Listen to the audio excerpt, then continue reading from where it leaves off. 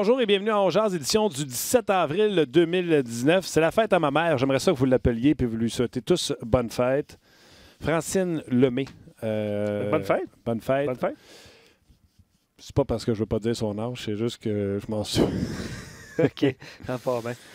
Ben, OK. C'est ça, genre. 65 ans et plus, on va dire ça. Mettons. OK. Mettons. Bonne fête. Elle a l'âge d'être une grand-mère. Salutations à Olivier, à mise en onde, ainsi qu'à Tim. On est revenu avec le modèle de travail avec plusieurs personnes pour mettre le show en onde. On est là une fois semaine aussi. Oui. Fait que ça demande beaucoup de... Ouais. Salut les gars, merci d'être là. Grâce à vous, on est en onde, bien sûr. Et surtout, un gros merci à vous d'être là. Oui. Et là, j'en ai vu passer des messages de « Ouais. mes dîners sont plus pareils. J'étais habitué de vous écouter. Je vais vous dire la vérité, là. Je graffine chez nous tout seul. En plus, si vous saviez ce que j'ai fait lors des 2 derniers jours, vous comprendriez encore plus. Dégâts d'eau. Fait que je suis là-dedans depuis lundi. Fait que j'aurais pas mal mieux aimé être avec vous autres à parler des séries qui sont, ma foi, hallucinantes. Oh oui, bien surprenantes, on va dire ça comme ça. Surprenantes, les revirements, ça pioche, mon homme. Oui. Écoute, la série Toronto-Boston, là, c'est un remake de Zorro. C'est pas des farces. La série Jets Blues, là, hier, je disais à la radio, c'est comme si tu prenais des lutteurs de 325 livres, tu leur disais sauter de la 3e corde, fais de la haute voltige. C'est des gros monsieur qui patinent très vite. Absolument. Écoute, tu peux te faire frapper par un train puis ça sera pas long. Absolument. Bref, il y en a de toutes les couleurs et déjà le Lightning en 4 sorti. Levez la main ceux qui ont dit le Lightning se fait sortir en 4 par Columbus. Il n'y a personne, Martin. Aucune chance. Aucune chance. Une personne. Il y a une personne qui a dit ça? Julie Bou, qui travaille avec moi à la radio. Énergie. Et elle a fait ses prédictions comme ça. Elle a choisi des équipes au hasard. Puis là, la première série en haut, c'était Columbus, Tampa Bay, a mis 4. La deuxième a mis 5. La troisième a mis 6. La quatrième a mis 7. Oh, j'adore ça. Ma date, ça va bien, son pool? OK. Fait que, oui. Pittsburgh Pittsburgh, ça s'est terminé en 4 à 3 la points sur 4. On est tous à 0. Je veux juste te l'annoncer. Ouais, Elle vient de prendre une avance de 3 points dans le pool. OK. Et, boy, on va en parler. On va parler avec François qui, lui, est allé voir Vegas, San Jose. Max qui est Pacioretty. une autre série qui n'était pas aussi tard que je regarderais parce que je me souviens que l'an passé, à cause de David était là-bas, on l'avait regardé au complet. Et là, j'avoue que j'ai de la difficulté avec les heures de sommeil. Alex Tanguay, qui est dans les bureaux là, de NHL Network, va venir nous jaser également. Et David Perron va venir nous parler également aujourd'hui. Malgré la défaite d'hier. Malgré la défaite également. Je ne sais même pas où il est, Saint-Louis ou Pittsburgh, Saint-Louis ou Winnipeg. Donc, on va lui demander. Puis, on va prendre vos commentaires, bien sûr. Comment se passent vos séries éliminatoires? Tu as posé une question en plus avec l'élimination du Lightning de Tampa Bay. Tu sais, moi, je vous ai cassé le bicycle en disant le Canadien n'a qu'à rentrer en série. On ne sait jamais. Un gardien, un Price qui vole une série, etc. Là, on l'a-tu, la preuve? Là? Columbus qui rentre, non seulement remporte la série en 4. Tu as posé la question. Si ça avait été le Canadien à la place des Blue Jackets, croyez-vous qu'il aurait été capable de sortir ce Lightning de Tampa Bay-là qui, on va se dire la vérité, n'avait pas l'air du vrai Lightning? Absolument. Absolument. François Gagnon, salut. Bonjour, messieurs. Je devrais dire bon matin parce que tu es toujours à Vegas, si je ne me trompe pas? Oui, exactement. Il est 9h et quelques pouces, là. Et puis, pratique du Lightning, ben pratique. Écoute, ça va être très, très, très optionnel, là, sans doute, là, à midi. Et puis, ils vont mettre le cap sur San Jose après l'entraînement, donc en milieu d'après-midi, en vue du match de demain. Les Sharks, eux, ont quitté tout de suite après la défaite d'hier. Il y avait la tête basse, et puis, c'est pas une longue envolée, là, c'est à peu près 1 heure de vol pour San Jose. Et puis, on va se préparer pour le match de demain. Mais de la manière dont ça va présentement, c'est vraiment là aux Golden Knights de ne pas échapper ce qui se passe là, parce qu'ils sont vraiment, là, vraiment, pas une, pas deux, mais 3 coches en haut des Sharks de San Jose. Comment ça? Écoute, il y a plein de raisons. La première, je te dirais que globalement, les Sharks sont moins rapides et moins agressifs sur la patinoire que les Golden Knights. Mais ça, c'est la vue d'ensemble. Sauf que si on décortique un petit peu, Marc-André Fleury fait des arrêts. Ce que Martin Jones n'a pas été capable de faire dans les 3 derniers matchs. Il n'en a pas complété 2 des 3. Il y a une moyenne d'efficacité de 79,6%. Pas besoin d'être un candidat au trophée Vézina pour gagner une série éliminatoire, mais on peut pas avoir une moyenne en bas de 91 % et penser qu'on va donner une chance à notre équipe de gagner. Dans ce cas-ci, là, c'est exactement ce qui se passe. Fais juste me préciser quelque chose. OK, il est pourri, on le voit bien, là, qu'il n'est pas le Martin Jones d'avant. Est-il la raison que c'est 3-1 ou tu confirmes ce que tu me dis en début d'intervention que Vegas est 2 coches pareil en avant? Vegas serait en avant même s'il y avait un Martin Jones solide. Ben, je pense que Vegas serait en avant malgré tout. Okay. Ça serait peut-être pas 3-1, puis il aurait peut-être pas gagné, c'est quoi, le 5-2 le deuxième match, 6-3 dimanche, puis 5-0 hier. Mais au-delà de Jones, qui a vraiment pas fait la job, c'est de valeur que tu vois pas les matchs, mais il y a une semaine, là, il y a 10 jours, j'ai fait mes votes pour les Trophées Norris, puis je me disais, maudit, on se fait encore prendre au panneau, puis on va encore peut-être donner le Trophée Norris à un défenseur qui a des grosses statistiques offensives, parce que hier, je regardais encore Brent Burns et Erik Karlsson, 2 détenteurs du Trophée Norris, puis me dire une chose, là, les joueurs de Vegas faisaient des pirouettes de patinage artistique autour d'eux autres. Il y avait de l'air de 2 cônes dans la zone défensive, donc leur lacune défensive, combinée à l'absence de Marc-Édouard Vlasic, combinée aux insuccès de Martin Jones, tout ça, ça fait que défensivement, les Sharks de San Jose sont pas capables de résister aux Golden Knights. Et puis, dans le cas d'Erik Karlsson, je suis pas prêt à lui lancer tous les blâmes, parce que c'est clair que ce gars-là n'est pas en mesure de patiner. Tu sais qu'il a été handicapé par une blessure à l'aine qui l'a miné là, dans la deuxième moitié de saison. Il a manqué plus de matchs qu'il en a disputé. Et je crois sincèrement que si on n'était pas en série, Erik Karlsson ne jouerait pas. Tu l'as vu hier, là, c'est sur le but de Alex Tuch. Il a fait le tour de Karlsson. Écoute, Karlsson avait les 2 patins dans le béton. Il n'a pas fait un mouvement à gauche, un mouvement à droite. Il a juste essayé de tourner avec son bâton pour essayer de l'accrocher, mais il n'a jamais été capable de faire quoi que ce soit pour aider son gardien, et c'était Arundel à ce moment-là. Donc, pour moi, là, Erik Karlsson, qui déjà, c'est pas un grand défenseur défensif, là, mais là, il est incapable de contribuer, que ce soit offensivement ou défensivement. Puis des deux, là, c'est Karlsson, j'ai vu dans ce qui m'a été permis de voir là, dans les condensés, là, je le dis souvent là, à Luc, des condensés qui existent sur NHL.com, j'ai pas le choix de me rattraper là-dessus. Là. Celui que je trouve qui est le plus exposé des deux, là, c'est vraiment Erik Karlsson. Puis pour que les gens comprennent, puis François, tu vas valider, là, on parle pas d'un bon patineur, Erik Karlsson, on parle d'un patineur d'exception. Alors, quand il est miné comme ça paraît d'autant plus parce qu'il vole sur la glace normalement. Ben, c'est exactement ce que j'allais dire. Erik Karlsson, quand il est en forme, ne patine pas, il glisse, il vole. Ouais. Et là, tu vois que c'est pénible. Les changements de direction sont difficiles. Sur le premier but hier de Pacioretty, regardez ce qui arrive, là. Il essaie de faire une feinte à la ligne bleue des Golden Knights, perd l'équilibre, perd la rondelle. Il est encore à genoux quand Pacioretty marque, là.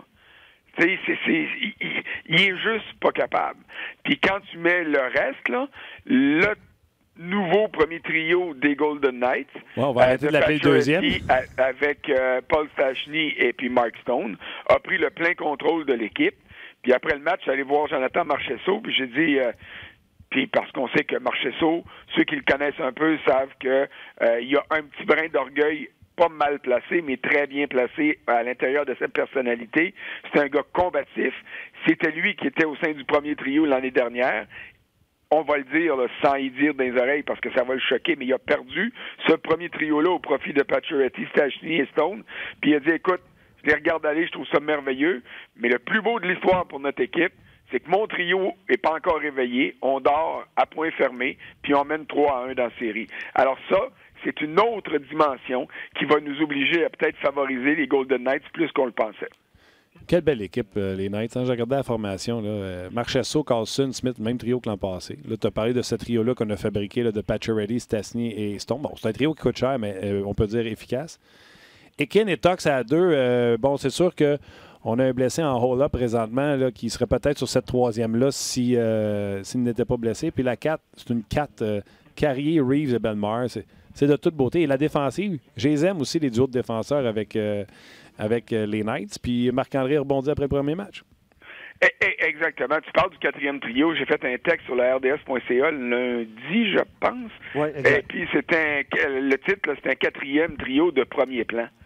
Et puis, après le match de dimanche, Gérard Galland, il a dit parfait, là, on est tous heureux de ce que le premier trio nous a donné. Là. Écoute, il avait marqué les 5 buts dans le match, puis il avait récolté quelque chose comme 12 points dans la partie, que ce soit Pacioretty, Stone ou Stachny.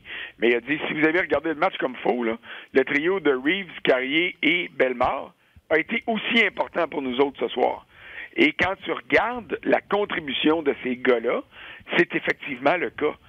Ils frappent tout ce qui bouge, mais ça, c'est le propre de tous les quatrièmes trios. Il y en a qui sont meilleurs que d'autres, mais ils frappent tout ce qui bouge, ils sont intenses, ils passent plus de temps en zone offensive qu'en zone défensive. Et puis, Bellemare, écoute, il contrôle le jeu quand il est là. Il est bon cercle de mise en jeu, il est intelligent. Quand il revient au banc, tu le vois sortir le iPad, il regarde ce qui s'est passé sur sa patinoire, donne un coup de coude à un, donne un coup de coude à l'autre, puis là, Reeves puis Carrier se retourne, puis tu le vois là, qu'il leur enseigne sur le banc, il dit, gars, ça, on n'a pas fait ça comme faux, ça, on aurait dû faire ça. Et la présence suivante, il domine encore le club ou les joueurs qui sont devant eux. Combien de fois ils ont gardé Burns en arrière du but des Sharks? Combien de fois ils ont fait perdre la rondelle à Carlson quand il était sur la glace? C'est un quatrième trio d'exception, comme celui des Islanders avec Cizikas, Cullebuck puis Matt Martin. Pour moi, là, c'est probablement les 2 meilleurs quatrièmes trios de la Ligue parce qu'ils sont en mesure de donner plein de choses. Et en fin de match hier, quand tu faisais un beau dodo, puis c'est correct. En fin de match hier, quand les Sharks ont perdu les pédales puis qu'ils sont mis à écoper pénalité par-dessus pénalité, qu'est-ce que Gérard Galland a fait? Il a envoyé son quatrième trio en avantage numérique. 1, pour les récompenser, ça il l'a dit, puis 2, parce que rendu à 5-0, il dit on voulait pas non plus insulter l'adversaire puis rajouter des buts pour rajouter des buts. Alors c'était une belle manière de récompenser ces gars-là. T'en rajouté un autre quatrième ligne qui fait du dommage en série. Boone, Jenner, Dubinsky, Riley. Oui. Mais ça, là, je veux dire, c'est... Je t'entendais, je t'écoutais parler tantôt, là, puis tu disais un gardien comme Carey Price peut voler une série. C'est vrai, un gardien peut voler une série. On l'a vu avec Halak en 2010 contre Washington et contre Pittsburgh. Mais, écoute, j'ai regardé tous ces matchs-là parce que moi, il était de bonne heure. Là. Puis, oui, Bobrovski a été bien meilleur que Vasilevski, mais Bobrovski n'a pas volé la série. Non. Les Blue Jackets, globalement, ont été meilleurs que le Lightning, puis par 1 000 écarts dans tous les aspects du jeu. Alors, vous rajouterez mon nom à votre sondage. Moi, je crois pas que le Canadien aurait fait ce que les Blue Jackets ont fait. Justement parce que les Jackets, même s'ils ont fini 8e, c'est un bien meilleur club de hockey que cette position-là le laissait entendre. OK. Je vais revenir au Lightning. Tu comprendras que tu viens d'ouvrir une canne de bine, puis je vais juste finir l'autre canne où ce que t'es à Vegas. Oui. 2 choses. L'an passé, Gérard Galland ne matchait pas ses lignes. Il lui donne confiance à tout le monde, puis il roule ses 4 trios, etc. Est-ce qu'il fait encore ça ou il match? Il n'y a pas eu de... je te dirais qu'il n'y a pas eu besoin de matcher. C'est lui qui a le plein contrôle. C'est ça. Il y a peut-être des situations défensivement où tu t'assures d'avoir, mettons, Engeland qui est là quand Couture ou Pavelski sont sur la patinoire. Là. Mais pour le reste, là, le 4e trio n'est pas là pour aller vraiment là, faire perdre la tête à Evander Kane, quoique c'est encore arrivé hier. Mais c'est lui qui a le contrôle de la partie. Alors, et je dois dire que moi, j'ai vu les 2 matchs ici à Vegas. J'étais pas à San Jose pour les matchs 1 et 2. Je m'en vais là tantôt, donc je vais être là demain. Fait que je serai plus en mesure de voir si, une fois que DeBoer aura le dernier changement, si Gérard Galland profitera des premières secondes d'une présence pour effectuer, lui, un changement rapide pour compléter ce matching-là, si tu veux. Là. Ouais. Mais pour le moment, il n'y a pas eu besoin. Écoute, il n'y en a pas eu de match. Là. Ah non? Il n'y en a pas eu. Dimanche, les Sharks ont connu 5 bonnes minutes en fin de première période. Après ça, ils ont eu un pas pire passage en 3e, mais pour le reste, ça n'a été rien. Hier, les Golden Knights n'ont pas joué une grande première période, pas pantoute, là, c'était 7 les tirs. Fleury a fait des arrêts. Et puis, sur 7 tirs, Martin Jones a donné 2 buts. Puis, ça en était fait, là. Tu le voyais que les Sharks avaient dit « On va essayer. » Puis, finalement, la balloune s'est dégonflée. Puis, tu sais, un gardien de but, là, le langage corporel, le langage, les mimiques d'un gardien, c'est important. Jones n'est pas revenu en deuxième période. Puis il n'est jamais revenu au banc non plus. Il est resté dans le vestiaire. Et ça, pour moi, c'est un signe clair que le gars est démoli complètement. Oh, oui, puis on pourrait voir Dell au prochain match. Là. Déjà, ça fait 2 fois que Jones se fait sortir. Là, ils n'ont pas le choix. Ils n'ont pas le choix parce que Jones était immobile devant son but. Dell, quand il est arrivé en deuxième période hier, là, il a plongé à gauche, plongé à droite, ça arrivait de partout. Il a été chanceux une couple d'occasions, mais au moins il s'est battu. Alors que Jones semblait battu tout le temps. Alors, à cause de ça, moi je te dirais qu'ils n'ont pas le choix de revenir avec Dell pour le début du match et que, plus que ça, et que le directeur général Wilson, là-bas, devra probablement songer à, comment dire ça, pas rebâtir son équipe, mais c'est un club qui n'est pas en mesure de performer en série. Il y a des explications à trouver et peut-être qu'il y a un remodelage à faire, puis ça pourrait commencer par le devant du filet. Bien, bonne chance, parce que Jones, si je ne me trompe pas, il vient juste de l'extensionner il n'y a pas si longtemps à un contrat de près de 6 millions de dollars par année, donc ça ne se passera pas aussi facilement. OK, avant qu'on arrête... Oui, vas-y. François, l'ambiance à Vegas, comment t'aimes ça? Ah ben j'aime ça autant que j'aimais ça l'année passée. Okay. Ça n'a pas changé. C'est la folie furieuse dans les gradins. Même que je te dirais que ça a monté d'une coche parce que ceux qui connaissaient pas le hockey le connaissent maintenant un peu plus. Alors, les réactions sont immédiates sur la patinoire quand il y a un bon jeu. Et puis, ils aiment les buts, là, comme tout le monde. Mais quand Ryan Reeves embarque sur la patinoire, il y a une espèce de vrombissement dans les gradins. Les gens commencent à crier son nom. Écoute, ce gars-là, il est déjà fort comme un bœuf. Il patine comme un train.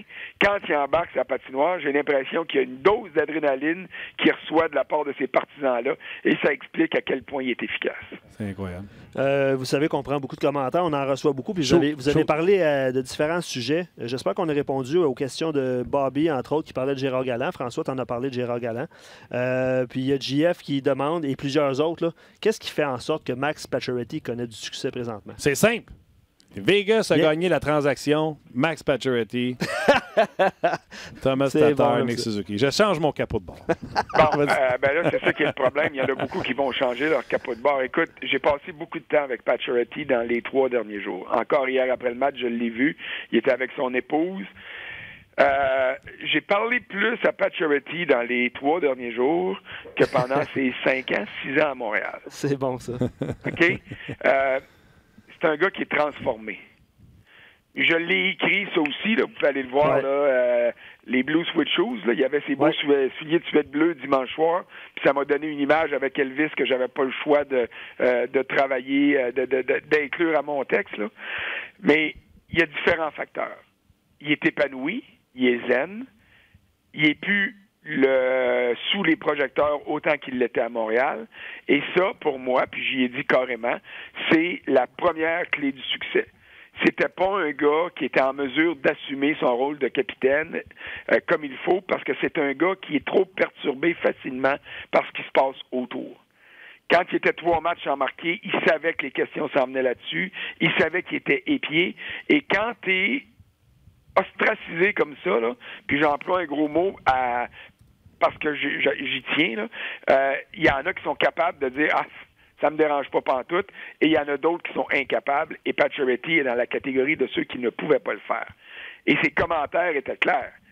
Quand ça va mal ici, ton coach vient t'encourager, vient te donner une tape dans le dos, ton GM est le premier à venir te dire « Tu joues pas si mal que ça, lâche pas, ça va venir ». Et l'attention est accordée aux séquences positives et non aux séquences négatives. Donc ça l'aide immensément. Deuxième chose, il faudrait qu'on soit honnête aussi dans nos analyses et qu'on convienne qu'avec Paul Stachny comme joueur de centre et Mark Stone comme ailier droit, ça aide. Il n'y a jamais eu un aussi bon trio que ça à Montréal. Même il y en aurait David Desharnais, mais j'espère que David Desharnais ne sera pas choqué si on dit que Paul Stachny est meilleur que lui, là.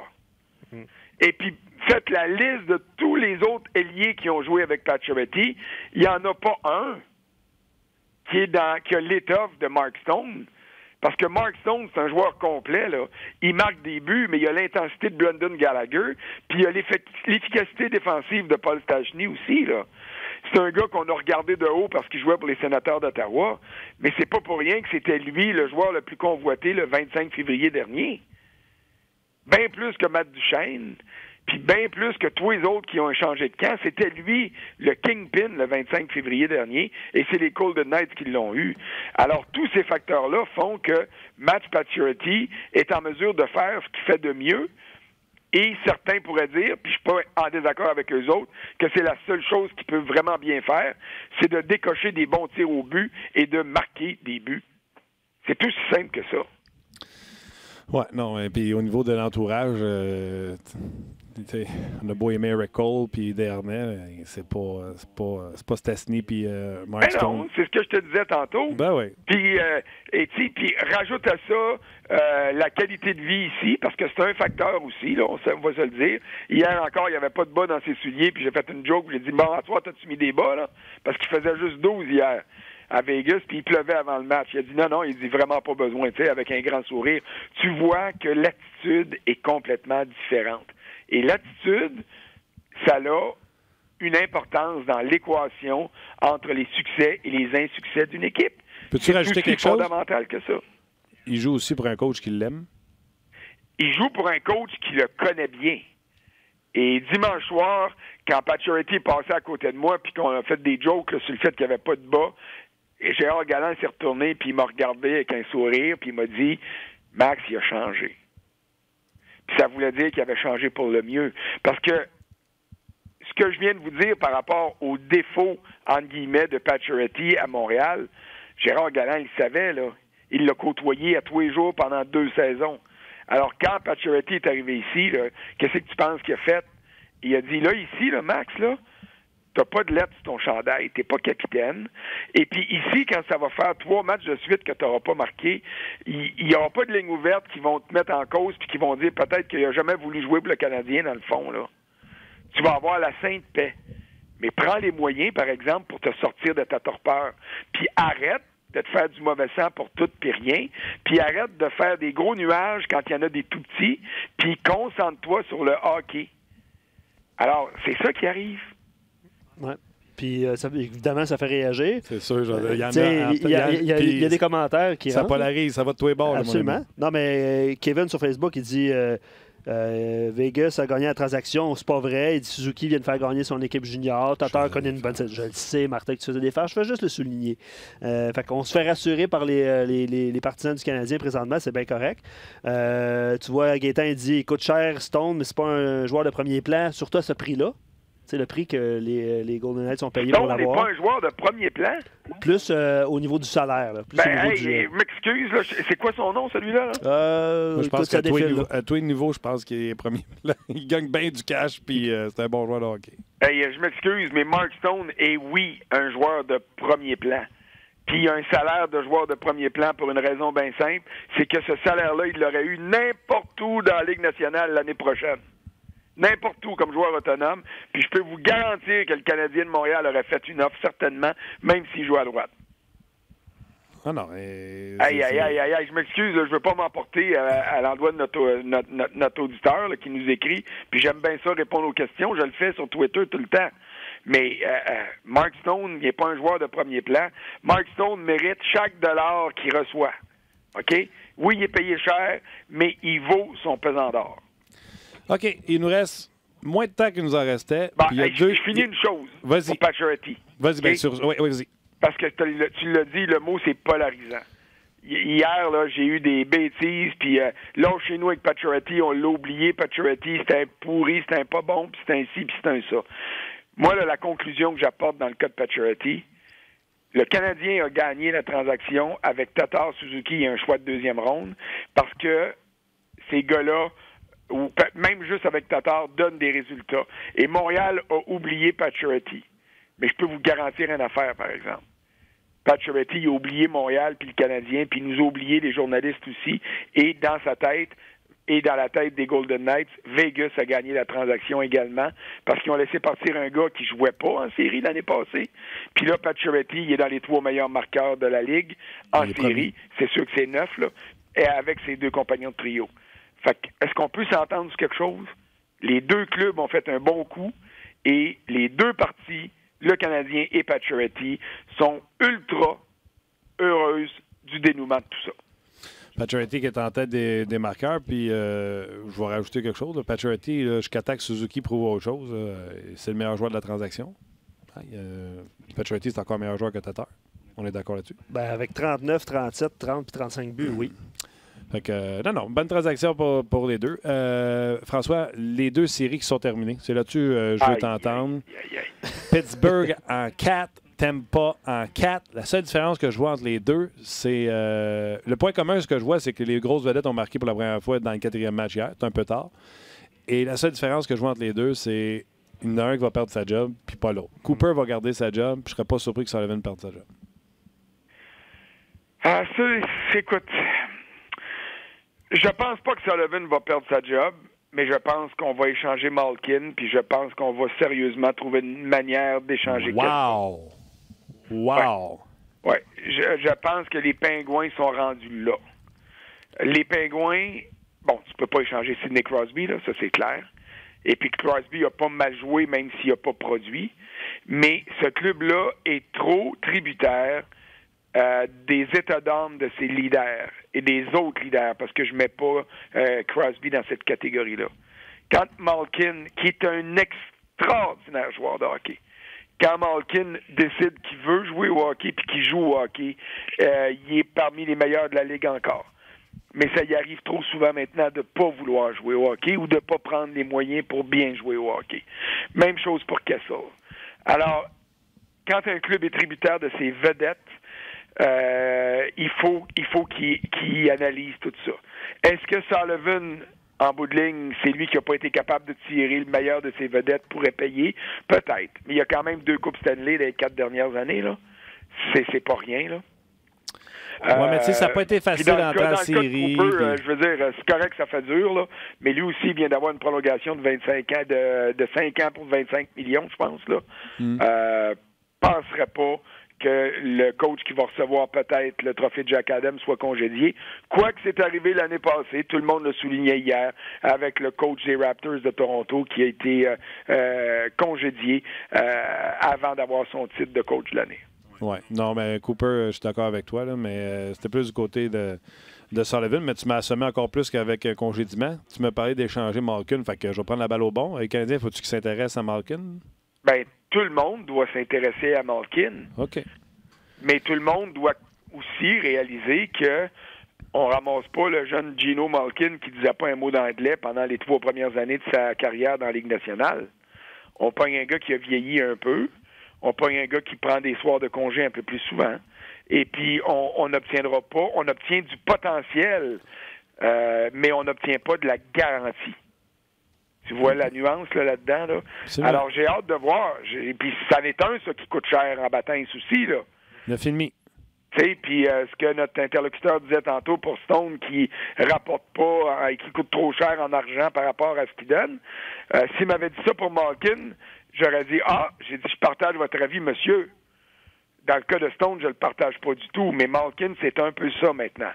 C'est un gars qui a son salaire en fonction de ce qu'il a fait et non en fonction de ce qu'il fait. Et ça, c'est c'est un gros danger dans la Ligue nationale d'aujourd'hui en raison du plafond salarial. Dernière question. Est-ce que Tortorella et Barry Trotz ont eu le meilleur dans leur série pour expliquer les résultats? Ah ben oui. C'est la raison. Tortorella, là, il y a plein de monde. Puis ça, c'est un peu de notre faute, les journalistes, là. On a passé en boucle combien de fois les sautes d'humeur de John Tortorella, puis ses crisettes avec Brooksy, notre ami et collègue de New York, Larry Brooks. Tu sais, il y a la mèche courte, là, on va se le dire. Mais à cause de ça, les gens qui le connaissent moins bien ou qui connaissent moins bien le hockey ont toujours associé son nom à une espèce de bouffon qui est en arrière du banc, au genre de coach junior qui va motiver ses joueurs peu importe la manière. Sauf que en faisant ça, on a dénaturé la valeur du grand coach de hockey qui est Tortorella. Il n'y a pas juste des amis autour de la Ligue nationale. C'est un gars qui est controversé, mais au niveau de la qualité de coaching, il y en a énormément. Et cette année, je ne sais pas ce qu'il a fait. Mais oui, il s'est choqué de temps en temps, mais un coach a besoin de se choquer de temps en temps. Mais on avait un Tortorella beaucoup plus détendu. Souvenez-vous quand le téléphone cellulaire a sonné dans son point de presse cette année. Il y a 2 ans, il aurait garoché le téléphone, puis il aurait dit aux journalistes, tu manques de respect, on devrait te mettre à l'amende, puis tout ça. Qu'est-ce qu'il a fait cette année? Il a pris le cellulaire, il a répondu, puis je pense que c'était le cellulaire de Portline, notre collègue de Columbus, puis il s'est mis à parler à sa mère, puis il a dit, savez-vous quoi, madame? Ah, on l'a vu à la TV, là. Ouais. J'aime mieux vous parler à vous qu'à votre fils. J'aime bien mieux vous parler à vous que j'aime parler à votre gars. Ouais. Je veux dire, la dynamique a changé de la part de Tortorella, et c'est ce qui fait que quand il pique une crise de colère maintenant, ses joueurs réagissent positivement au lieu de dire « encore ». Il nous crie après encore. Et c'est ça qui guette les coachs de cette nature-là. Quand un coach n'obtient plus... Tu sais, notre fameuse expression « il a-tu perdu sa chambre? Ouais. » Ben, quand un coach crie tout le temps après ses joueurs, à un moment donné, il n'écoute plus, c'est ça que ça veut dire, perdre sa chambre. Mais dans le cas de Tortorella, vous l'avez vu, là, sa crisette dans le premier match, là. Est-ce que c'était avant ou c'était au premier entraque? Il y a encore des débats là-dessus. Premier entraque alors qu'il perdait 3-0. Je vous rappelle que les Blue Jackets ont balayé le Lightning après avoir encaissé... C'était 3-1, je m'excuse. Après avoir encaissé 3 buts rapides du Lightning. Je me souviens que j'ai changé de poste. Puis j'ai dit, bon, c'est encore trop facile pour Tampa, mais allez voir Pittsburgh, New York Islanders. Ouais. Et je me suis fait ramasser, comme je me suis fait ramasser dans ma prédiction là-dedans. Mais bravo, je suis content. Parce que c'est ce qu'il y a de plus beau dans le sport, les surprises comme celle-là. Ça nous rappelle qu'au-delà de nos analyses, puis on se pense fin quand on fait nos analyses, puis moi j'ai trouvé ça. Puis c'est vrai que Bobrovski en série, il y avait des statistiques lamentables, puis que Vasilevski est meilleur. Puis c'est vrai qu'à tous les points de vue, on avait l'impression que Tampa serait meilleur. Mais il y a une phrase que je me félicite d'avoir écrite, puis ça compense pas parce que j'avais pris Tampa Bay pour gagner puis se rendre au bout, là. Mais j'ai écrit, s'il y a un club qui peut causer une surprise contre Tampa, c'est Columbus. Puis c'est ça qui est arrivé. Et je suis très heureux parce que je m'accroche à cette phrase-là pour être sûr de ne pas couler en dessous de la glace parce que je me dis en affaire, je mange mes bas dans mes prédictions. Pas à peu près. Moi avec, puis c'est ce qu'on fait. On s'accroche à ce que... Moi, j'étais pas game de mettre Columbus. J'avais dit Tampa à 7, ça sera pas facile. Columbus va leur donner du fil à retard. Rendu là, t'aurais dû écrire Columbus. Ouais, je me suis accroché à ça. Moi aussi, je l'avais expliqué ici en plus. Hey François, profite-en. Regarde, tu vois du hockey, tu es extraordinaire. Amuse-toi, puis aussitôt qu'on a un autre show, on s'en jase. Il n'y a pas de problème, ça va me faire plaisir. Ciao, on te lit sur le RDS.ca. Salut, bonne journée. Bye. C'était François Gagnon. On va avoir Alex Tanguay qui s'en vient, David Perron. Je pense qu'on n'a pas pire chaud. Oui, absolument. Puis vous contribuez grandement à ce spectacle. Ben, d'ailleurs, Steven, là, sa question, je la garde pour... elle est descendue pas mal, là, mais je m'en souviens, je la garde pour Alex Tanguay. Fait que, quand par rapport à McKinnon, c'est ça? Non. Non, OK. Plusieurs commentaires sur Alain Vigneault. OK, Alain Vigneault. Certains ont écrit par rapport à McKinnon aussi, parce qu'Alex, la semaine passée, parlait de l'Avalanche Colorado qui pourrait causer une surprise. Ouais. Quel joueur, honnêtement, Cal McCarr, que j'ai regardé là, tu sais, le vendredi passé. Il a osé le rentrer dans un match, il a joué 14 minutes, puis il est le premier défenseur de l'histoire à marquer son premier but. Oui, absolument. Alors qu'il joue son premier match en séries éliminatoires. Ouais. Il remplace Samuel Girard qui est blessé, mais quand même. Il remplace. Girard vient, là. Ouais. Tu le sens-tu? Ben là, je sais pas. Je me souviens pas des 6 défenseurs là, puis qui pourrait sortir. Okay. Dès qu'on est juste une fois semaine, est-ce que tu flushes sur Facebook pareil? Oui. T'es pas fin. Je suis pas fin, mais je vais inviter les gens quand même à venir nous rejoindre sur rds.ca parce que l'essentiel des commentaires, on les prend là. Puis Alex s'en vient, puis David Perron, tu l'as mentionné. On s'en va jaser avec Alex Tanguay, aussitôt qu'on a raccroché sur Facebook. Voilà. Alex Tanguay, salut! Comment ça va, les gars? Ça va. Je suis débordé. Je ne sais plus où regarder. Tu sais, c'était ces séries plates avec tout ce qui se passait. On l'avait déjà prédit, ça aiderait. Mais là, Tampa puis que Pittsburgh ont décidé de perdre en 4. T'avais-tu ça, toi, sur ta feuille? Je les avais les deux joués en finale de conférence. Fait que c'est pour te dire à quel point je suis surpris. Écoute, il faut donner crédit aux deux entraîneurs et aux deux équipes. Tu vois la structure de ces deux. Attends une seconde. Tu avais Pittsburgh et tu avais Tampa en finale de conférence. J'avais Pittsburgh et Tampa en finale de conférence. Pour moi, Sidney Crosby, la manière dont il avait été capable de jouer en fin de saison. Écoute, quand tu batalles longtemps pour faire les séries éliminatoires, puis Sidney Crosby a eu besoin d'être utilisé à profusion parce qu'on sait que Kessel produisait de manière moyenne, que Malkin a manqué beaucoup de temps, que le temps a manqué du temps aussi. Fait que peut-être que tu arrives en séries éliminatoires un petit peu plus épuisé. Puis pour moi, ça avait l'air d'une équipe fatiguée, mais il faut donner crédit à Barry Trotz. Si j'ai un entraîneur présentement, tu me demandes qui est le meilleur entraîneur avec sa structure, puis avec la préparation, puis tout ça, je suis obligé de te dire que Barry Trotz est au top de ma liste. Mais qu'est-ce qu'il fait, Alex? J'ai parlé, je me souviens même pas c'est qui. Il me dit, il fait rien de spécial. Tu sais, il essaie pas un 1-3-1, il essaie pas un swarm. Il n'y a rien de spécial là, que les autres ne font pas. Mais c'est les gars l'appliquent plus avec lui, puis il paraît que c'est pas un coach, un tyran. Qu'est-ce qu'il fait? Ben, écoute, coacher dans l'hockey d'aujourd'hui, là, Martin, c'est pas juste des systèmes. Parce que les systèmes, oui, tu peux les réinventer, puis tu peux les changer, puis tu peux tweaker par rapport à quelle équipe que tu joues contre, puis faire des petits ajustements, puis des petits déplacements ici et là. Mais tu as besoin mentalement, d'être capable de comprendre chaque joueur dans ton équipe, d'être capable de les utiliser pour leurs atouts et non leurs faiblesses, d'être capable de cacher leurs faiblesses. Tu es capable de mentalement aussi les avoir une place où les gars vont vouloir avoir un commitment qui est nécessaire pour être capable de les faire gagner. Fait que ça, c'est tous des aspects mentaux que pour moi, ils sont sous-évalués. Parce qu'on parle souvent d'un entraîneur, puis on a vu Alain Vigneault, on a vu Todd McLellan se faire engager. Puis ces entraîneurs-là, ils arrivent, puis oui, on parle de leur système, on parle de ci, on parle de ça. Le système peut changer drastiquement d'un jour à l'autre par rapport à ton alignement. Tu sais, demain matin, les Islanders de New York perdent 2 joueurs dans leur alignement, que Barzal puis Eberle. Ben, tu viens de changer la donne de beaucoup dans ton équipe. Fait que, tu sais, il y a beaucoup de stratégies qui font en sorte que mentalement, tu te dois de bien diriger tes gars. Tu te dois d'être capable de faire les bons ajustements. Et tu te dois de rendre les gars comment je pourrais dire, responsables dans ce qu'ils ont besoin de faire. Puis ça, c'est ce que Barry Trotz fait mieux que n'importe qui. Est-ce que tu as vu les Islanders de New York, dans la série contre les Penguins de Pittsburgh, donner un 2 contre 1 ou donner un surnombre ou d'être mal placé? C'est arrivé une fois. Moi, j'ai vu le but à Gensel hier soir. Mais après, à part de ça, c'est pas arrivé. C'est une équipe que les joueurs sont confiants, ils savent où ils ont besoin d'aller, sont bien dirigés. Les morceaux du casse-tête sont de façon à ce qu'ils sont tous placés en ordre, puis on sait où on s'en va du côté des Islanders. Pour moi, quand c'est comme ça, c'est une équipe qui est difficile à battre. Écoute, les Devils du New Jersey l'ont été durant les années 90 avec une équipe qui avait une attaque, disons, moyen. Il y avait une bonne défensive, il y avait un bon gardien de but avec Brodeur, avec Scott Stevens, avec Rafalski, avec les Niedermayer. Mais à l'attaque, c'était plus que moyen. Mais avec la structure qu'il y avait, il ne donnait rien à l'autre équipe. Puis ça, quand tu ne donnes rien, on a vu la frustration aussi du côté des Penguins de Pittsburgh. En tout cas, regarde, moi, je suis sur le cul. En plus, Eberle, là, qui... Pas de stress dans son jeu, les back-end.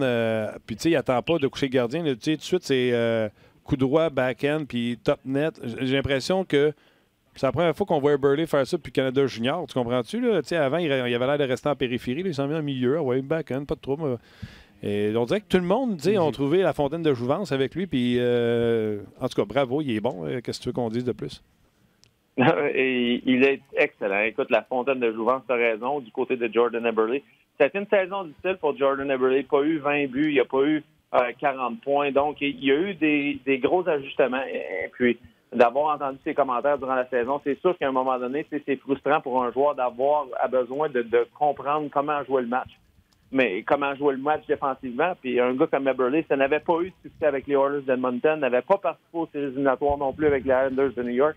Fait que quand tu participes aux séries éliminatoires comme ça souvent, puis tu viens en séries éliminatoires, tu veux donner un coup. On voit la même chose avec Matt Duchene du côté des Blue Jackets de Columbus. Écoute, Matt Duchene, il joue sa 12e, 13e match de séries éliminatoires à 28 ans. Fait que tu as hâte à ces situations-là. Tu as besoin d'élever ton jeu d'un cran.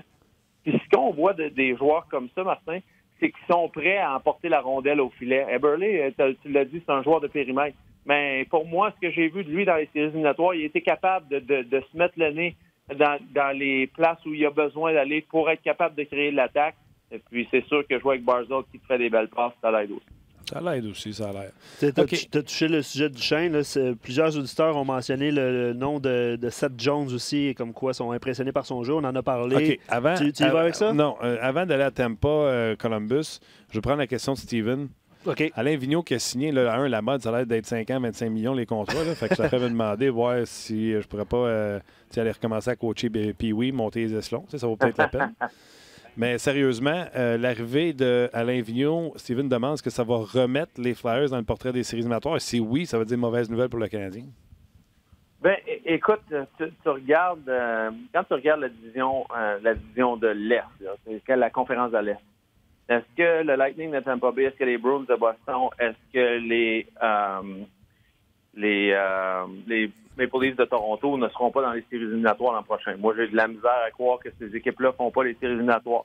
Tu regardes les Penguins de Pittsburgh, tu regardes les Hurricanes de la Caroline, tu regardes les Capitals de Washington, tu regardes les Islanders, la manière dont on joue présentement, est-ce que ces équipes-là, on ne peut pas faire des points pour qu'ils rentrent dans les séries éliminatoires? Fait que déjà là, en partant, tu as 7 des équipes qui sont dans les séries éliminatoires cette année, que tu penses qu'ils peuvent déjà être une équipe qui vont faire un bout de chemin ou qui vont être dans une position pour se mettre dans les séries éliminatoires l'an prochain. Fait que là, ça laisse le Canadien, ça laisse les Flyers, ça laisse une bande d'équipes qui vont se batailler pour une position. Là, Alain Vigneault, il arrive dans une situation que, on voit son record de parcours. Alain, il a eu un parcours, un cheminement avec les Canadiens où il a dû, après, retourner au niveau junior pour apprendre puis pour comprendre un petit peu mieux. On a vu son parcours à Vancouver. Il a emporté cette équipe-là à la Coupe Stanley avec les Sedins. Qu'est-ce qu'il était capable de faire avec les Sedins? On a vu son parcours à New York qui est allé en finale de la Coupe Stanley.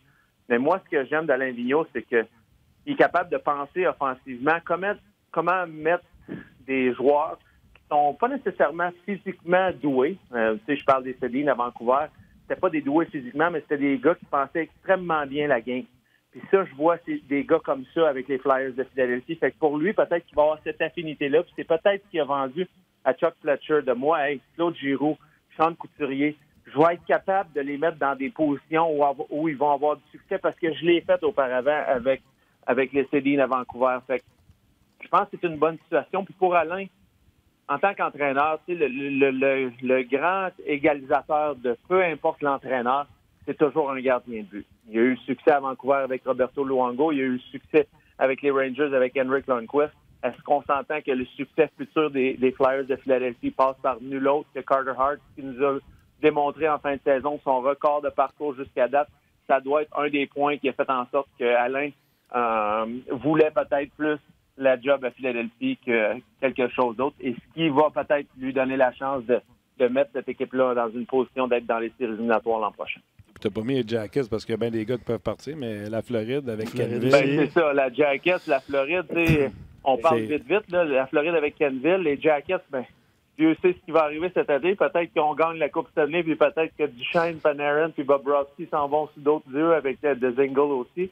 On verra bien, mais il n'y a pas de garantie à savoir quelles équipes vont faire les séries éliminatoires l'année prochaine. Ça va être une bataille. Ça va être une bataille pour les Flyers. Mais certainement qu'Alain Vigneault a un record de parcours qui fait en sorte qu'il laisse présager à Chuck Fletcher qui va être capable de transformer cette équipe-là. Espérons pour lui qu'il soit capable de mouler cette défensive-là, cette jeune défensive-là, parce que d'après moi, c'est ce qu'il a à faire avec les Flyers de Philadelphie. Oui, tu as absolument raison. Puis Alain Vigneault, s'il y avait un point ou un argument qu'il y a eu avec les Rangers, c'est que peut-être il essayait de gagner un petit peu trop. Puis avec les Flyers, il va avoir un développement qui va avoir besoin de continuer. Avec cette jeune défensive-là, tu penses à Provorov, tu penses à Sanheim, tu penses à Gostis Bears, tu penses à Hag, tu penses aux jeunes Morin, que peut-être qu'on va lui donner la chance au cours des prochaines années de démontrer son potentiel. Fait que Alain Vigneault va avoir une job à faire sur le développement des joueurs-là. Puis aussi à l'attaque, tu regardes les Patrick, les Konechny, il y a encore un gros cheminement à ces joueurs-là pour transformer puis emporter cette équipe-là, une équipe qui aspire à la Coupe Stanley. Il y a un gros boulot d'apprentissage à faire avec les Flyers de Philadelphie. Comment ça marche dans ton cockpit, là? Quelle série qui a plus attiré ton attention? Laquelle que tu dis, Martin, je ne sais pas si tu as regardé celle-là, mais elle est hallucinante. Laquelle attire ton attention? Ben, écoute, je vais te parler d'une série que peut-être que tes partisans ou tes amateurs écoutent moins. Je vais te parler de l'Avalanche contre les contre les Flames de Calgary. Pour je moi, regrette. Attends une seconde, Alex. Je regrette tellement. Parce que, tu sais, à un moment donné, il faut que tu fasses des choix. Je vais le faire. Tu sais, je peux pas tous les regarder. Puis, j'ai pas piffé pas mal des bonnes séries, je te dirais. On dirait que j'ai tout pris les moins hot. Calgary et Colorado, j'en parlais à la radio. C'est hallucinant ce qui se passe présentement. L'affaire Carl McCarr, McKinnon, je suis certain que tu vas m'en parler. Et là, les Flames, là, je vais bien croire le blanchissage de Mike Smith. Là. On va se dire la vérité. Là. Il y a l'air d'un gars qui fait du jogging et qui arrive en retard à chacune des arrêts. Pas sûr, moi, qu'on va pas aller avec un peu plus de stabilité avec Riddich. En tout cas, regarde, je te laisse aller, là, mais ça a l'air d'une série passionnante, enlevante, physique. J'ai l'impression que j'ai manqué mon coup.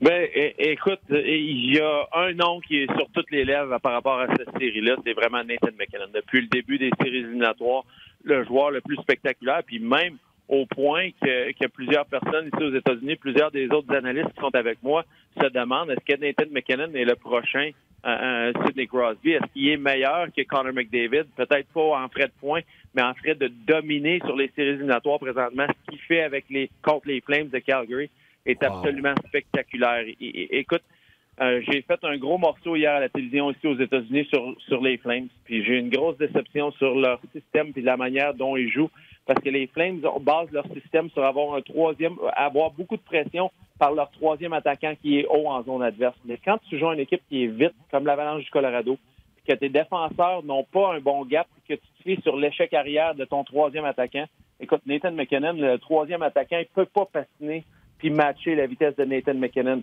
Fait qu'à partir de ce moment-là, ben les défenseurs, eux, sont déjà reculés. On donne 15, 20, 25 pieds à Nathan McKinnon. Hier, j'avais un morceau sur le vidéo que j'ai vu. Écoute, c'est pas compliqué. Nathan McKinnon qui était à la ligne bleue, puis le défenseur qui était pratiquement à l'autre ligne bleue. Si ce défenseur-là, là, Nathan McKinnon, s'il donne toute cette allure de train-là, s'il donne cet espace-là, c'est impossible pour moi que les Flames de Calgary vont être capables d'arrêter un joueur comme Nathan McKinnon de cette manière-là.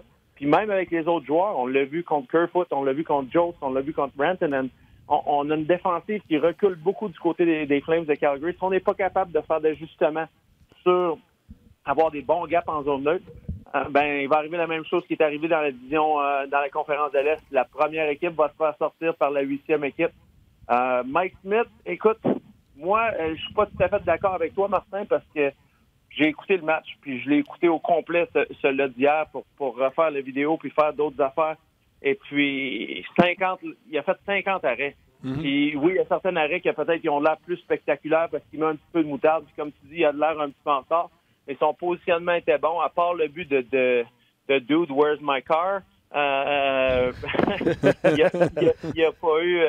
Il a pas donné vraiment d'autres buts qui étaient faibles. Tu sais, les deux buts à McKinnon sur l'avantage numérique, tu peux rien faire. Les Flames de Calgary ont un gros morceau de travail. Sean Monahan, Lindholm, Goodrow vont avoir besoin de commencer à patiner, d'aller chercher plus de rondelles. Et j'ai hâte de voir parce que ça joue bien, c'est spectaculaire. Et puis, cette série-là m'impressionne beaucoup. Puis l'autre série qui m'impressionne, c'est les Jets contre les Blues. Ça là, c'est une série. Attachez vos sucres. Mark Scheifele, il a recommencé à être le bully qui était l'année passée dans les séries éliminatoires. Attends. Matchs, je t'arrête encore. Parce que celle-là, par exemple, je l'ai regardée. Je veux juste finir ce Colorado-Calgary. Un, c'était trop bon ce que tu racontais. Deux, juste rappeler aux gens, McKinnon, 4 ans encore de contrat à 6,3 millions.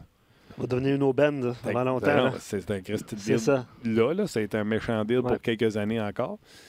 Carl McCarr, pas eu l'air fou, je présume, dans son match alors qu'il a marqué? Non, il n'a pas eu de l'air fou. Il n'a pas eu de l'air fou, Martin. Puis ce qui a été chanceux pour Carl McCarr, c'est probablement qu'il n'est pas dans l'alignement si Samuel Girard n'a pas de blessure. Puis là, il s'est mis dans une position avec l'hockey qu'il a donné à Jared Bednar, que là, vraiment, Jared Bednar va avoir besoin de faire un choix quand Samuel Girard va revenir. Écoute, c'était la tempête parfaite parce que tu regardes l'alignement de l'Avalanche du Colorado. On a Johnson à droite, on a Tyson Barrie à droite. À gauche, on a Zadorov qui est allé jouer avec Johnson. On a Cole qui a joué avec Barrie. On avait Nemeth sur la troisième paire de défense. Fait que d'ajouter un troisième défenseur droitier, écoute, c'était la tempête parfaite pour faire en sorte que Cale McCarr fasse son entrée dans la Ligue nationale. On lui a donné du temps sur l'avantage numérique. Écoute, il est spectaculaire avec ses pieds de bouger latéralement à la ligne bleue. On a vu son habilité de transitionner. C'est un gars qui a un bon coup de patin, il a une bonne vision. Il a un bon maniement de rondelle. On a vu qu'il est en confiance. J'ai aussi vu des moves de junior que j'appelle ou de collège dans son cas, où que des fois il y a un manque d'intensité du niveau défensif. Quand tu joues dans la Ligue nationale, il faut toujours que tu closes tes gaps, il faut toujours que tu sois intense. J'ai vu des petits morceaux collégiales dans sa game aussi, mais je peux pas dire qu'il a fait du tort à l'Avalanche du Colorado.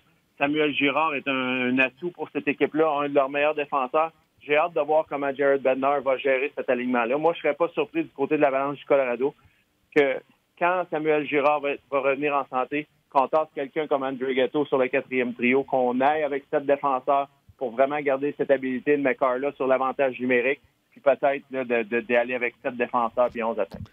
Wow! Puis pour Mike Smith, c'est parce que c'est sûr qu'un gardien de but qui est croche comme ça, il va avoir 50 lancés. Il y a beaucoup de retours. Puis, tu sais, ça génère de la confusion auprès de ses défenseurs. Tu sais, je me dis, tu veux peut-être quelque chose de plus traditionnel, plus square dans le net. Tu sais, puis je suis un fan de tu sais, Mike Smith, je l'ai toujours bien aimé.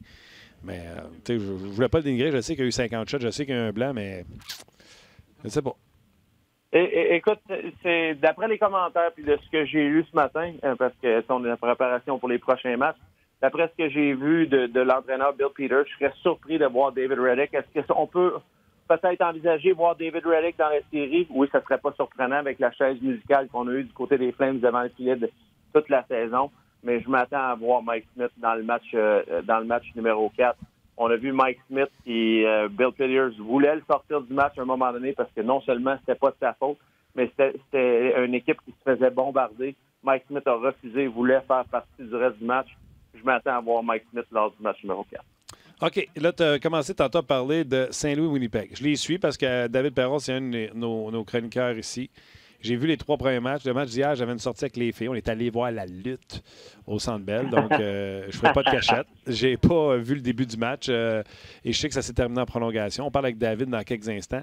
Là, je dis à la radio, là, cette série-là, c'est comme des lutteurs de 325 livres qui font de la haute voltige de la 3e corde. C'est des gros monsieur qui patinent très vite, on va se le dire. Et là, les Jets, tranquillement, pas vite, retrouvent l'horaire d'aller.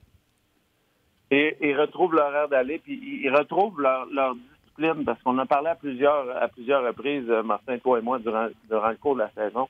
Non seulement la discipline de ne pas être dans la boîte des punitions du côté des Jets de Winnipeg, mais une discipline dans leur système. Cette discipline-là, on voyait des trous, que ce soit Line, que ce soit Healer. On voyait des joueurs qui ne tournaient pas du bon côté. Mais là, on s'est mis à travailler tous du même côté, tout faire aller la roue du même côté. Et puis, cette intensité-là, puis la grosseur est vraiment devenue une de leurs forces. Du côté des Blues, on n'est pas amputé en frais de grosseur. Tu penses à Perenko, on a d'autres gros joueurs qui sont capables de s'imposer physiquement. Mais on a réveillé Byfuglien. Pour moi, Braden Shen, il a donné quelques coups de poing à Byfuglien. Puis Byfuglien, c'est quelqu'un qui ne va pas faire réveiller. Il avait joué le match numéro 3, il avait joué plus de 25 minutes sur la patinoire. Puis c'est quelqu'un qui est capable de changer par rapport à son intensité. Puis avec ces gros et joueurs physiques-là, ce qu'on est capable de faire du côté des Jets, c'est garder la rondelle. C'est de forcer l'équipe adverse à la donner plus vite parce qu'ils savent qu'ils vont être frappés sévèrement. Mais aussi en zone offensive, on est capable de garder la rondelle. On a vu Shifley, on a vu Wheeler. Ils sont capables de faire un cycling, de garder la puck, d'extendre le jeu plus longtemps. Puis ça, avec une équipe qui fait ces choses-là, veut pas nécessairement, il va y avoir des brèches défensives qui vont arriver par rapport au nombre de temps qui passe dans ta zone. Hier, là, je peux te dire que les Jets ont été dominants. Pour moi, en début de cette série-là, je pensais qu'une de ces deux équipes-là allait avoir la chance de prendre jusqu'en finale la Coupe Stanley. Parce que c'est comment haut que je pense de ce que j'ai vu des Blues de Saint-Louis en fin de saison et ce que j'ai vu aussi des Jets de Winnipeg par rapport à leur talent, par rapport à leur grosseur, par rapport à ce qu'ils nous ont montré lors des 2 derniers matchs. C'est une série qui va être enlevante au cours des prochains jours. Mais si tu parles à David, ils ont besoin, cette équipe-là, pour moi, d'avoir David, d'avoir Ryan O'Reilly, d'avoir Tarasenko, d'avoir peut-être même un troisième. Il va falloir une contribution de quelqu'un qui soit capable d'apporter de l'attaque pour les faire finir parce que c'est une excellente équipe, mais ils ont du pain sur la planche parce que les Jets, eux aussi, sont excellents. C'est une série qui est spectaculaire. Oui, O'Reilly, c'est un peu plus tranquille. David, la Ligue à David, je te dis, à chaque fois qu'ils sont sur la glace, ils sont souvent matchés contre Byfuglien, mais ils passent du temps en zone adverse. Il y a une petite étincelle. Ils sont en contrôle au moins en zone offensive. Ils ne donnent pas grand-chose de leur côté, du côté de David, mais du côté d'O'Reilly, on le joue contre le trio de Wheeler puis Shifley, puis il en passe du temps en zone défensive. Non, écoute, hier, Shifley et Connor. Connor aussi était très impressionnant. On parle souvent de Shifley, mais tu as vu la petite passe que Connor a faite sur le but de Mark Shifley. Carl Connor de l'Université du Michigan, c'est un joueur que j'adore. Il a beaucoup de rapidité dans son jeu. Il a toujours la tête haute. Il a une belle compréhension du jeu. Puis il a une belle complicité avec Mark Shifley. On l'a vu durant la saison. Paul Maurice, il l'a envoyé sur un deuxième trio parce qu'on essayait de repartir Patrick Laine. Parce qu'on comprend le quotient intellectuel qu'il y a sur la glace, un joueur comme Carl Connor. Il est capable de faire bien paraître les joueurs autour de lui bien, ce que peut-être n'est pas le cas avec Nicolas Ehlers. Des fois, je regarde Nicolas Ehlers jouer, puis tu vois qu'on dirait qu'il y a une hésitation. On dirait qu'il y a peut-être une fraction de seconde à penser le jeu en retard par rapport à ce que Carl Connor est capable d'offrir. Alex, bon hockey. Je présume que quand on va se reparler la semaine prochaine, la première ronde va être pas mal terminée. Fait que peut-être qu'il y aura d'autres surprises. Profitez-en bien, puis on se rejoint la semaine prochaine. Ça fait plaisir. Bye-bye. C'était Alex Tanguay. Excellent, c'est excellent. Les gens réagissent toujours en grand nombre quand Alex est là. Donc, merci de vos commentaires. Je pense qu'on va aller rejoindre David dans quelques instants. Je voulais juste mentionner tantôt, là, parce que je regardais les statistiques sur rds.ca. Tu sais, Robin Lehner, merci. 4 victoires, moyenne de balouée de 1,47, puis pourcentage d'arrêt de 9,56 contre les Penguins de Pittsburgh. On n'en a pas parlé de Lehner parce qu'on a enchaîné sur des séries, tout ça. Là. Puis toujours un point d'interrogation. On ne savait même pas si c'était lui ou Thomas Greiss qui serait devant le filet en début de série. Mais on a essayé de le déranger du côté des Pingouins hier. Je ne sais pas si tu as vu là, Patrick Holmqvist qui a essayé de chamoyer avec. Le coup de hockey, normalement, avec Lehner, aurait été plus violent. Absolument. Parce que c'était pas le coup de hockey qu'un Lehner normalement aurait donné. Non, c'est ça, mais je pense qu'il a l'air plus calme et plus dans son match. Il y a un cheminement là, de son côté là, personnel. Là. Robin Lehner, il a trouvé des problèmes. Je sens mot avec ce qui se passe en série. Ah oui, puis vous, ça tire à gauche, à droite. On parle de série. Vous êtes impliqués dans l'émission. Donc, merci encore une fois. Puis je pense qu'on va aller rejoindre David, Martin. OK. Il est en série et on a eu la chance de le rejoindre à l'instant. C'est David Perron. Salut David, comment ça va? Salut Martin, ça va bien? Ça va bien, toi? Oui. Écoute, on se pose toujours la même question. C'était soit 3-1 après le match d'hier ou 2-2 avec une prolongation. Les gens, puis moi aussi, on va être porté à penser que ça doit être la déception du côté des Blues. Comment qu'on se sent après ce match-là ou au lendemain de ce match-là? C'est sûr que j'ai aimé notre match. On a joué une bonne partie. Je pense que les Jets ont joué une bonne partie aussi. De notre côté, j'ai trouvé qu'on était un petit peu défensif en prolongation. C'est ça que j'ai pas aimé. Mais à part de ça, ça aurait pu aller d'un bord comme de l'autre. Un coach dit quoi quand il rentre dans le vestiaire? Pas grave, les gars, on s'essuie puis on recommence. Bérubé, c'est peut-être le genre de coach qui parle pas de pantoute après un match aussi. Là. Non, il est rentré hier, effectivement. Si tu nous avais dit au début, il y a une semaine qu'on s'est parlé, on serait à 2-2 en ce moment, on prendrait probablement ça. Donc, on a trouvé le moyen de gagner 2 matchs à Winnipeg. On a prouvé qu'on peut gagner dans leur aréna. Donc, on va essayer de continuer dans cette optique-là, puis possiblement d'en jouer 2 autres encore là, dans leur aréna. Tu as beaucoup parlé de Ryan O'Reilly lorsqu'on s'est parlé, à quel point il était utile à l'équipe. Je comprends qu'il joue contre le trio de Shifley, Wheeler, mais à chaque fois que ton trio a embarqué sa glace, les 2 matchs à Winnipeg en particulier, il y a tout le temps quelque chose qui se passe. Jamais vous avez été emboîté dans le territoire. Puis en plus, David, tu t'es fait frotter les oreilles souvent avec Byfuglien. Comment tu as vécu ton début de série? C'est ça que le gros boss, là, il faut que tu saches qu'il est sur la patinoire. Puis, c'est un joueur que j'apprécie là, à regarder des matchs, des choses de même. Quand tu le comptes, c'est difficile. Mais en même temps, c'est un bon challenge pour notre trio. Je pense que le côté le trio d'O'Reilly, c'est sûr qu'il y a beaucoup de pression à produire offensivement. Il y a un bon match-up contre la ligne à Shifley ou sinon la ligne à Lowry. Donc, de leur côté, c'est sûr que c'est un petit peu moins facile en ce moment en série depuis le début des séries, mais en même temps, c'est des leaders pour notre équipe, puis on sait qu'ils vont, au plus gros moment, ils vont jouer leur meilleur match.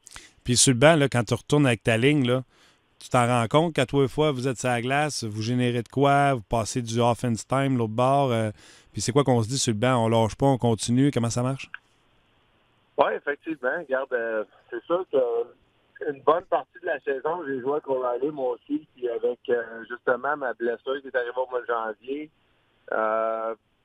Ils ont changé de trio, les gars, ça a bien été, puis depuis ce temps-là, ils ont comme pas rechangé rien.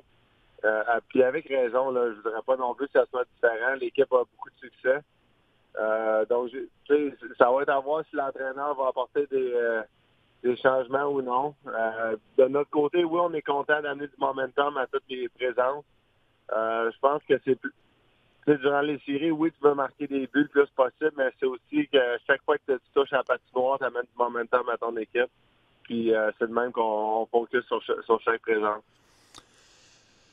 Les Blues étaient sur un momentum. Le gardien de but était sur un momentum. Puis selon moi, les 2 premiers matchs à Winnipeg, vous l'aviez encore ce momentum-là. Puis Hellebuck n'avait pas l'air de Hellebuck de l'an passé. Puis les Jets n'avaient pas l'air des Jets non plus. J'ai comme l'impression que tranquillement, pas vite, ils reviennent les Jets. Puis vous autres aussi, vous devez le sentir. Ça doit être important de revenir à ce que vous avez fait de si bien pour les menotter dans les 2 premiers matchs. Ben, on n'a jamais douté du niveau de compétition que les Jets allaient nous offrir. Là. Honnêtement, oui, on sent qu'ils s'en viennent de plus en plus, mais je pense que on est juste content que notre match numéro 4, notre performance a été très bonne, je te dirais, puis ça aurait pu aller d'un bord comme de l'autre. C'est sûr que le match numéro 3, on n'était pas satisfait. Devant nos partisans, on n'a pas sorti fort. Les Jets nous ont dominé probablement la majeure partie de la game. Donc, on s'attendait à mieux de notre part au match numéro 3, mais on sait que leur meilleur, ils l'ont montré. Puis nous autres aussi, puis ça a été très proche. Là. Durant la saison, les 2 équipes ont eu 99 points. En ce moment, la série est 2-2. Donc, c'est 2 matchs, 2 équipes assez serrées, on peut le voir. C'est incroyable. Puis le pire, c'est, tu sais, je disais ça à la radio, là, la série Jets Blues, c'est comme si tu regardais des lutteurs de 350 livres se pitcher de la 3e corde. C'est des gros bonhommes qui patinent vite. Tu sais, ça a joué cochon dans bien des séries, mais vous autres, j'ai l'impression que si ça jouait cochon, ça serait dangereux tellement les gars sont gros et rapides dans votre série. Des fois, tu te lèves la tête et faire « Hey, ça va vite, puis ils sont gros, les maudits. » Il faut tirer son épingle du jeu, peu importe là, le style de jeu de l'autre équipe. Puis je pense que c'est ça qu'on a réussi à faire les 2 premiers matchs. De notre côté, je trouve qu'on a essayé de jouer trop physique s'il y a de quoi dans les 2 derniers matchs. OK. Puis s'il y a de quoi, je pense que les Jets ont été coupables un peu de ça dans les 2 matchs à la maison de leur côté. Donc c'est intéressant de voir que les deux victoires de chaque équipe ont arrivé quand l'équipe a focusé sur jouer au hockey versus jouer trop physique. J'aime ça. Surpris, on dit toujours que c'est la ronde la plus difficile à remporter. Es-tu surpris de voir l'intensité? Kadri suspendu le restant des séries de la première ronde. Thornton suspendu. Kucherov suspendu. Es-tu surpris de voir ce niveau d'intensité-là et de robustesse et de gestes répréhensibles? Ben, la première ronde, c'est toujours de même. Hein? C'est comme, on dirait, tous les gars sont excités d'être en série. L'intensité est à son plus haut niveau. Puis une fois que tu passes la première ronde, on dirait après ça, les gars continuent à jouer au hockey, puis les blessures embarquent, les choses de même. Donc, il y a plein de petites choses qui changent. Mais en même temps, non, je suis pas surpris. Même honnêtement, Columbus, là, selon moi, je savais qu'elle allait donner un très bon test à Tampa Bay. Ils ont une très bonne équipe avec les moves qu'ils ont fait. Puis il y avait beaucoup de pression de se rendre en série. Une fois qu'ils se sont rendus en série, c'est comme si la pression est tombée. En plus que tout le monde s'attendait de voir Tampa Bay gagner. Donc, d'une certaine façon, ça ne m'a pas surpris. Puis j'avais même parlé avec quelques coéquipiers que je pensais que Columbus allait les passer. Pour vrai. Écoute, moi, j'aurais jamais été game. Par contre, j'avais prédit Tampa en 7. Puis j'avais dit, ça va être difficile pour des raisons à peu près que tu as nommées. Mais d'avoir calé Columbus, c'est tout simplement hallucinant. Puis Pittsburgh, ton ancienne équipe qui est tombée aussi en 4. Oui, celle-là, par contre, j'y avais pas pensé. Je voyais certainement faire 4. Mais c'est là qu'on voit l'impact de Barry Trotz depuis le début de la saison. Un gars comme Jordan Eberle qui step up en série. Il n'a pas fait de séries énormément dans sa carrière. Je pense qu'il est UFA cet été. Donc, des bonnes séries pour lui, ça peut faire beaucoup de bien. Vous autres, dans la série, juste pour revenir sur la robustesse, parce que je n'avais parlé avec toi, si j'étais les Jets, j'irais tout de suite sur Jordan Binnington, le bousculer, le déranger. C'est ce qu'ils ont fait avec Scheifele. Là, c'est la première fois de la saison qu'il perd 2 matchs de suite. Il a l'air d'un calme désarmant. Est-ce que c'est juste l'air ou il l'est? Ah, il est vraiment calme. Puis honnêtement, on a aucunement perdu les matchs à cause de lui. Là. Donc, son niveau de jeu est excellent encore. Puis ça va prendre ça pour vaincre les Jets encore. Donc, on s'attend à ça de lui. Puis c'est plate à dire, c'est une recrue, mais son niveau de jeu, ça s'en vient normal pour nous autres de le voir jouer de même. Puis on veut qu'il continue de même.